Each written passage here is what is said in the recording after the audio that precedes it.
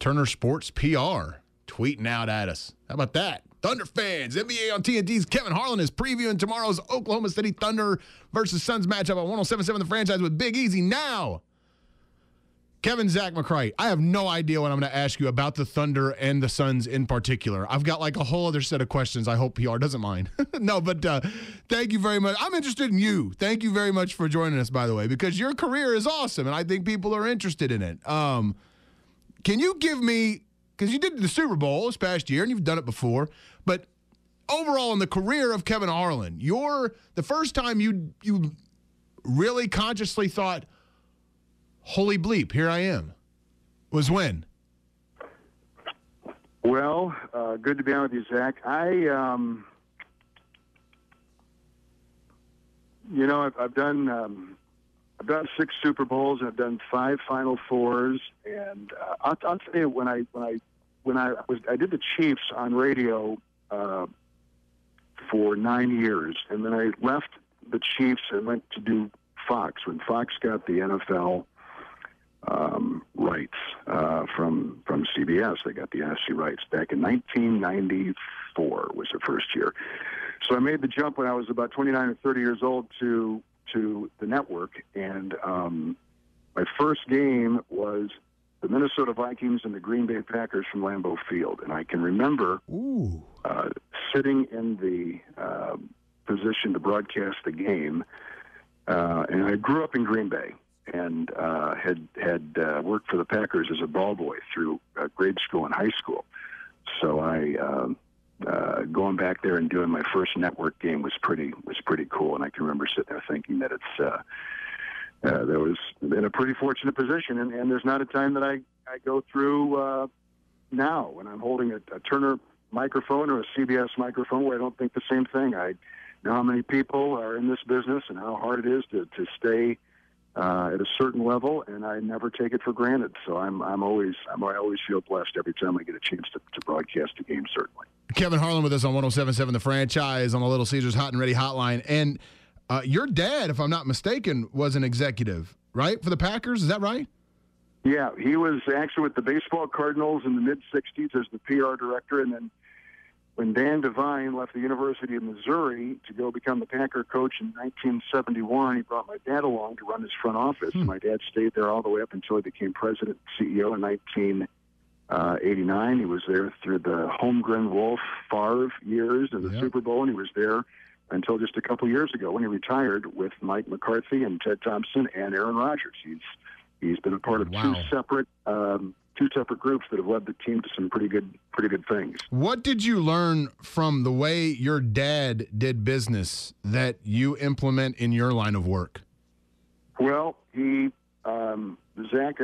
he's so good with people. He would treat the guy that would bring the mail to him in the morning just like he would treat another owner in the NFL. And because Green Bay is owned by the city and not individual owner, the person who's the president and CEO, which was my dad for over 20 years, he acts as the owner. So he would interact with Jerry Jones or Robert Kraft or whoever the same way he would with the guy that would deliver his mail every morning. And the other thing that was, I thought, impressive, which kind of always has caught my eye, is he would always answer his own phone. He didn't want a secretary or someone in between. If a fan called with a complaint, and they usually were complaints, he would pick up the phone himself and answer his own phone. And I thought and I think he was a journalism major at Marquette, so he learned the business of writing, of reporting, and so he knew what journalists needed. And I think he always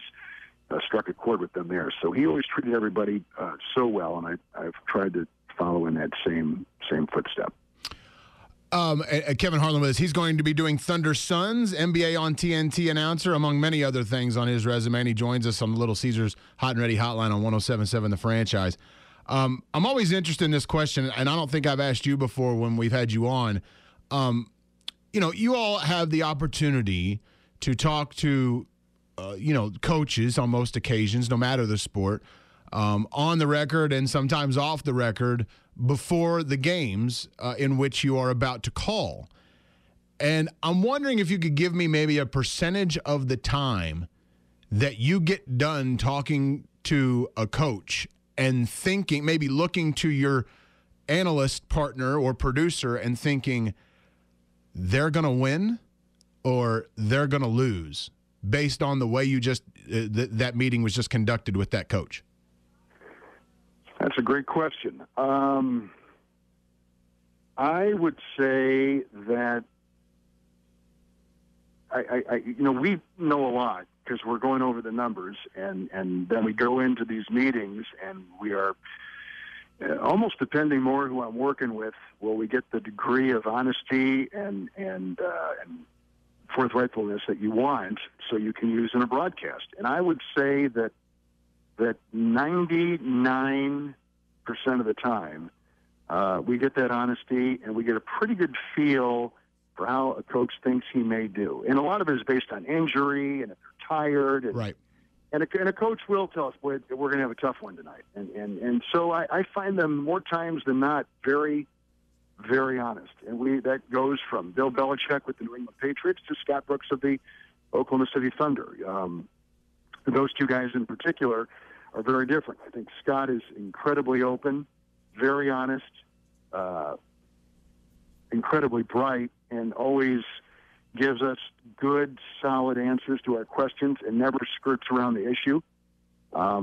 Except the other night we had him in Oklahoma City, and the trades weren't finalized, and so he had to skirt it. He really couldn't comment, detail-wise, but could generally say, right, we've helped our depth, we've got inside scoring, on and on. But, no, the coaches are I work with Rich Gannon at CBS, and he is as respected an analyst as there is among the coaching fraternity as anybody. So when he asks a question, the answer is usually really good, because they know that when they tell an answer to Rich, he'll understand what they're talking about. And so, and I work with so many different people. It's this week it's with Reggie. A couple weeks ago it was with Steve Smith or Brent Barry or Chris Webber, or before that, Steve Kerr or Greg Anthony and Charles. I got Charles in a couple of weeks in San Antonio.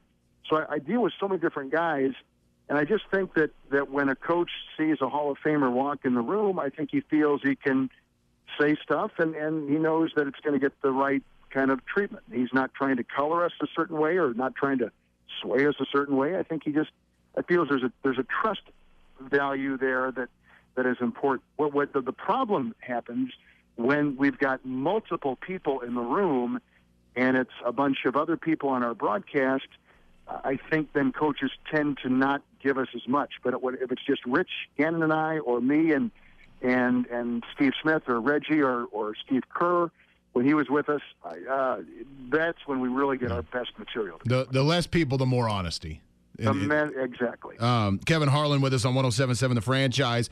NBA on TNT, and he will be on the call of Thunder Suns, which we've talked zero about, and that's just fine with me. Let me ask you this, though. We talked a little bit about Derrick Rose today and tearing his meniscus again, and that's just, it is terrible. But from a national perspective, we tried to compare it to Kevin Durant and his injury, and I don't know. You can tell me whether this analogy is off center if you think it is. But I thought that the general NBA fan public felt like Kevin Durant getting injured was far more of a bummer to the scope of the NBA than it feels like it is this morning nationally with Derrick Rose. And if you agree with that sentiment, then what do you think is different? Well, we know KD is going to come back, and we know that his is just a tweaking of a screw that was holding the bone in place as it healed. I was talking about the initial surgery. I'm sorry. The initial surgery at the beginning of the season for him. I would say that whenever an MVP, a scoring champion, at such a young age is, and much like when Rose blew his knee a couple years ago in the playoffs against Philadelphia, when it happens to someone so young who is at the very height of their powers with an MVP award, as was Kevin's situation and Derrick's actually, there's that sudden jolt of, oh my gosh, how can this happen to this kid? And I guess with KD, you were saying, why did this happen? And it's more like, all right, he's worked too hard in the off season. It's this constant need for these players to play in these exhibition games, to work out too hard in the off season as opposed to letting their body get rest. We know he just had a long and strenuous playoff run, and more times than not, the body can't collect itself and do what you want it to do. And what a disappointment in an encore, as he is the reigning champ in terms of individual honors and the MVP, he can't get a chance to defend that to the full body of defending. And are you talking then about Rose's injury last night, or the announcement? Yeah. The third time for Rose.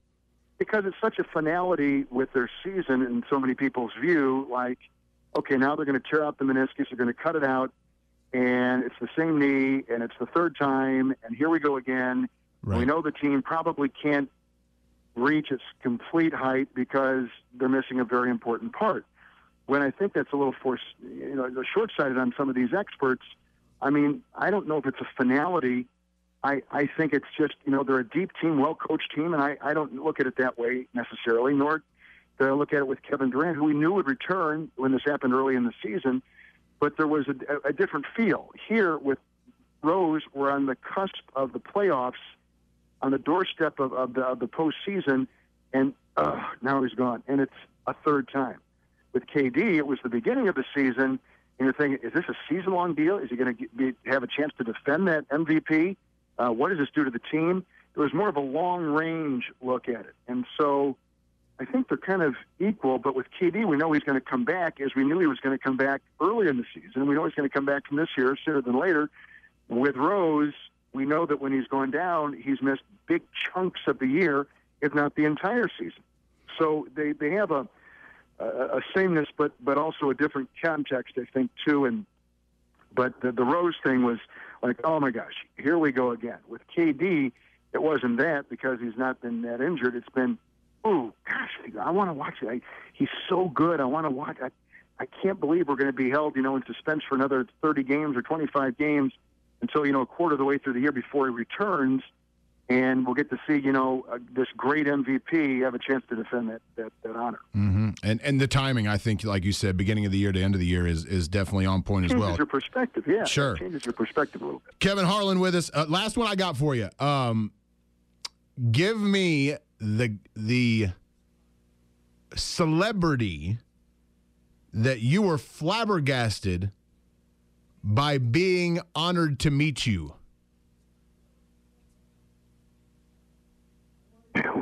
I don't think anybody's been honored to meet me, but the person that, and I don't know if I ever really can say that I've come into contact with.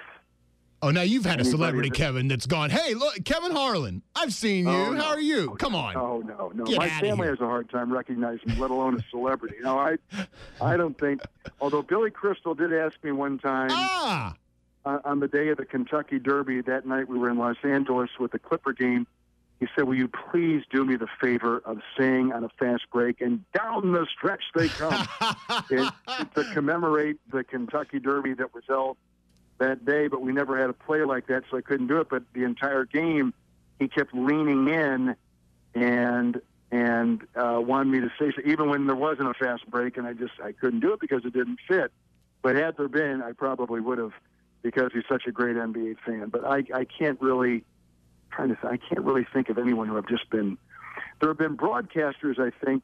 Ernie Harwell, when I met him as a younger broadcaster, the longtime voice of the Detroit Tigers. Jack Buck. Yep. I've never met Vin Scully, but I would like to. I'd like to actually sit in the back of his booth and watch him work someday. I think it'd be very educational. Those are the people that would really garner the wow factor. But no one has ever been. Interested in me meeting me, which is just fine. I am a reporter, and I'm lucky enough to have these positions, and I might be with someone like Reggie or Doug Collins or that they really want to meet, and I'm just kind of like I'm off to the side, but that's the modesty is oozing out of Kevin Harlan. Hey, that's my life, Kevin, working with Zach McCrite. Yeah, I'm sure it is. Zach likes to end interviews like this, so I'm going to do this with you. You have two words left to answer. If Brandon, words? Two words, that's it. Yeah. 2 words. If Brandon Bostic catches the onside kick for the Green Bay Packers, the winner of the last Super Bowl is Green Bay. See you later, Kevin. From We one appreciate cheesehead it. to another. We appreciate it, Yeah, Kevin. that's right. Thanks, Dave. See you, Take Kevin. care. All right, Kevin Harlan. NBA on TNT action continues Thursday with a doubleheader featuring Warriors versus Cavaliers at 7 o'clock, followed by Thunder Suns at 9:30. Kevin will be on the call. Thunder Suns with Reggie Miller and David Aldridge. Did you hear that, everyone? The Packers just won the fake Super Bowl.